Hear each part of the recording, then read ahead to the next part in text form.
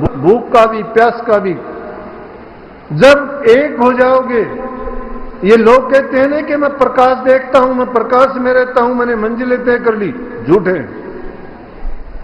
ये लोग झूठे, ये किताब की पढ़ी बातों को कहते हैं। जिनको गुरु मिला नहीं, गुरु की सेवा जिसने की नहीं, ऐसा मैंने नहीं देखा। कोई भी प्रमाण मुझे लाके दे कि जिसने गुरु की रहनुमाई में रह के भक्ति की हो और वो किसी मंजिल पे भी पहुंचा हो। अरे ये कोई खाला जी का, मौसी का घर नहीं है कि मन में आई जो चीज मांगी और खड़ाक देसी मिल गई। अगर ऐसी बात होती, ये संत त्याग पर जोर नहीं देते, ऐसे ऐसे व्रत नहीं लेते, वो ये दुख नहीं सहते।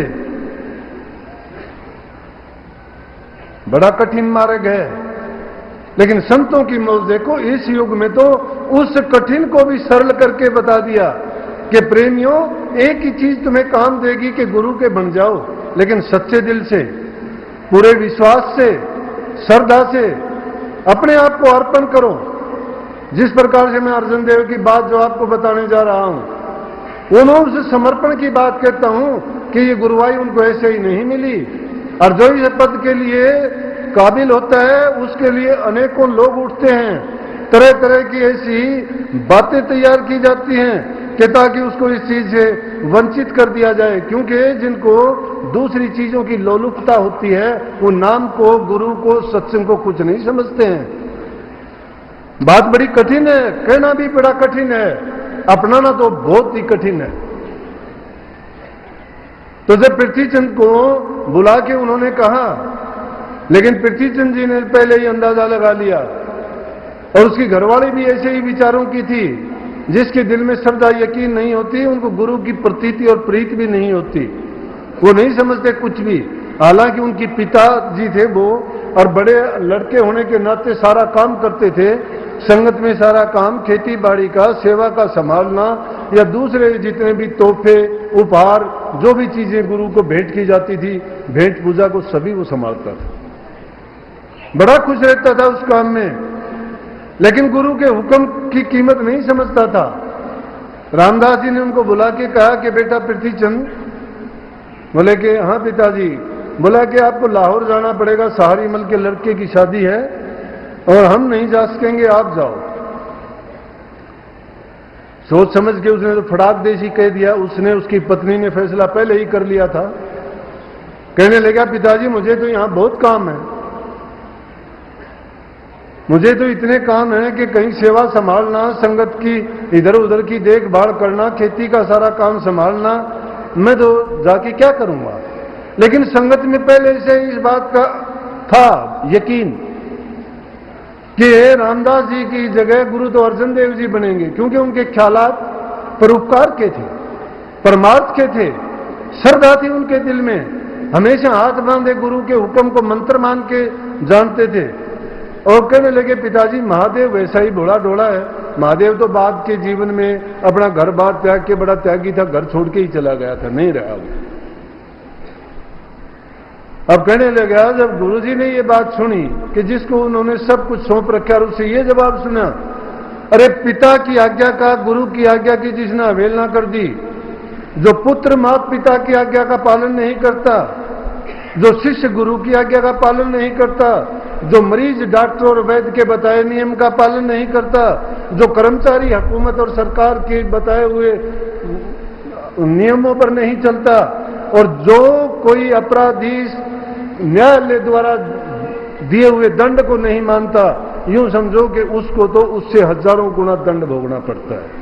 और संत सदगुरुओं की बात को जो नहीं मानता है या दरकिनार करता है, या उसमें संशय मात्र भी उठा लेता है, तो भी नरकगामी है, वो नरक का अधिकारी है।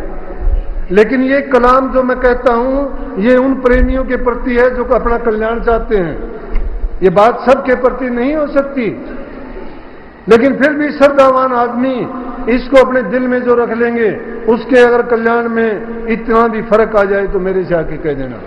दावा कोई नहीं करता, लेकिन मैं कहता हूं कि आप पीछे के इतिहास उठा के देखो कि जिन्होंने ऐसी मर्यादाओं का पालन किया, उनका जीवन खुद भी दूसरों को रोशन करने वाला बना। वो तो ये कह के रामदास जी बोले कि ठीक है बेटा अर्जुन देव जी को ही भेज देंगे। और एक तो वो था जिसने गुरु की अवहेलना कर दी, बात को इनकार कर दिया। उधर उन्होंने अर्जुन देव जी को बुलाया, बुलाते ही हाथ जोड़ के खड़े हुए कि पिताजी क्या हुक्म है। कहने लगे बेटा आपको लाहौर जाना पड़ेगा। पृथ्वीचंद ने इनकार कर दिया, बोले कि जो आपका हुक्म मेरे सिर मत थे, जैसा आप कहोगे मैं करूंगा। बोले कि वहां जाओ, शादी में सम्मिलित होना है और सुनो इसके बाद। बोले हाँ हुक्म करो। कहने लगे आपको वापस भी नहीं आना जब तक मैं नहीं कहता। अब ये तो मौज होती है संत सदगुरु की, जो गुरु के प्यार में रहता है, जिसको रोजाना दर्शन की सेवा की लगन रहती है, जो एक पल नहीं भूलता, और उसको जब गुरु से बिछो मिलता है तो उसको कितना दुख होता होगा, उसको कितना दुख होता होगा। इस चीज का तो वही जानता है जो प्यार का महत्व समझता है, जो भक्ति के रंग में रंगा हुआ है, जो या गुरु से जिसने नाता जोड़ रखा है। ये नाता किसी स्वार्थ का नहीं, ये नाता दिल का है, ये प्रेम का है। बल्कि जिसको मीराबाई ने क्या कहा कि जो मैं पहले जानती प्रेम किए दुख हो, नगर ढिंडोरा पीठ तीर कहती प्रेम मत कीजियो कोई। कि इस प्रेम की ये महिमा है कि कहने लगी मुझे पता होता कि प्रेम के करने में इतनी कठिनाई, इतने दुख उठाने पड़ते हैं, तो मैं कभी प्रेम नहीं करती। लेकिन जब अर्जुन देव जी को ये हुक्म मिला तो एक तरह से बहुत खुश हुआ कि गुरु ने मुझे किसी काबिल समझा। पिता को पिता ना मान के गुरु मानता है। गुरु का दर्जा परमात्मा से भी ऊंचा है इसके लिए।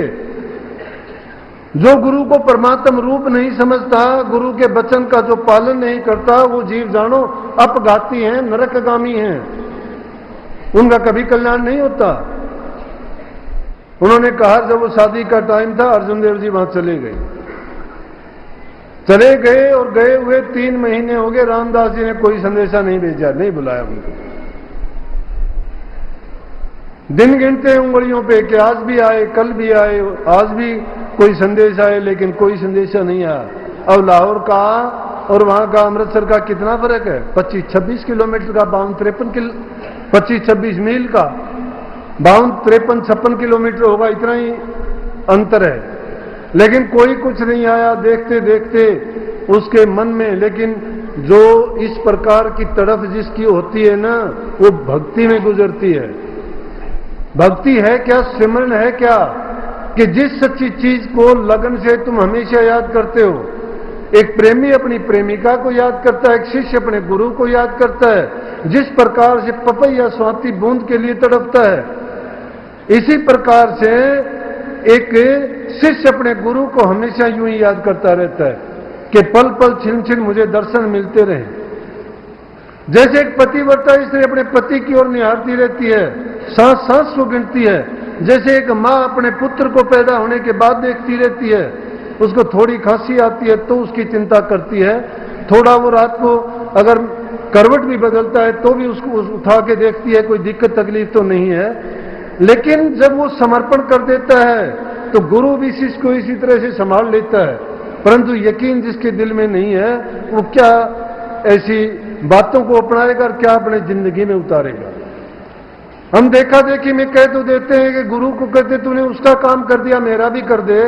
अरे उसकी बात तू सोच भी ले तो उसका विश्वास कितना था, उसकी श्रद्धा कितनी थी, वो गुरु को याद कितना करता था, समर्पण कितना था उसमें। क्या तुझ में इतना समर्पण है? अगर तुझ में इतना समर्पण है तो तुझे भी ये कहने की जरूरत नहीं पड़ती, फिर तो गुरु को जरूरत पड़ती है उसको संभालने की। जब गुरु का हो गया तो चिंता गुरु को है, आपको नहीं है। लेकिन अर्जुन देव जी इंतजार करते करते जब नहीं रुकेगा, 3 महीने के बाद में एक पत्र लिखा। और पत्र में क्या लिखा? पत्र में लिखता है कि मन मेरा लोचे गुरु दर्शन ताई, मन मेरा लोचे गुरु दर्शन ताई। कि गुरु दर्शन के लिए मेरा मन तड़फ रहा है। अपने पिता को पत्र लिखता है और किस तरह से तड़फ रहा है, जिस प्रकार से स्वाति के लिए पपैया तड़पता है। कि मेरा मन जैसे स्वाति उसके लिए चात्रिक का मन तड़पता है, मेरा दिल इस तरह से तड़प रहा है। मन मेरा लोचे गुरु दर्शन ताई, विलंब करे चात्रिक की नाई। उस पपैये की तरह से वो करता है, कब मैं आपके दर्शन पाऊं मेरे प्यारे सतगुरु जी।